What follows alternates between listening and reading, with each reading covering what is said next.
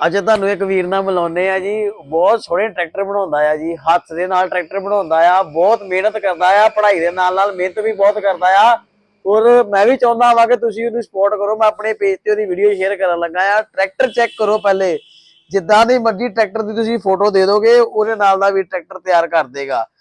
ਔਰ ਜਿੱਦਾਂ ਦਾ ਵੀ ਤੁਸੀਂ ਕਹੋਗੇ, ਕਾਰ ਕਹੋਗੇ, ਜੇਸੀਬੀ ਕਹੋਗੇ, ਜਿੱਦਾਂ ਦੀ ਵੀ ਤੁਸੀਂ ਕਹੋਗੇ, ਲਾਈਟਿੰਗ ਵਾਲਾ ਕਹੋਗੇ, ਲਾਈਟਿੰਗ ਵਾਲਾ ਵੀ ਤਿਆਰ ਹੋ ਜਾਏਗਾ।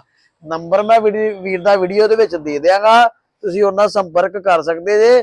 ਔਰ ਬਿਲਕੁਲ ਨੋ ਪ੍ਰੋਫਿਟ ਨੋ ਲਾਸ ਤੇ ਬਸ ਵੀਰ ਨੂੰ ਸ਼ੌਂਕ ਆ। ਔਰ ਸਪੋਰਟ ਕਰਦੇ ਰਹੋ ਇਦਾਂ ਹੀ ਵੀਰ ਨੂੰ ਵੀ।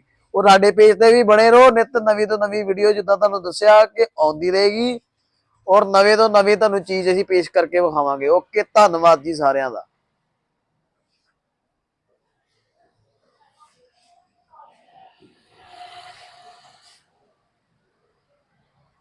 ਬਸ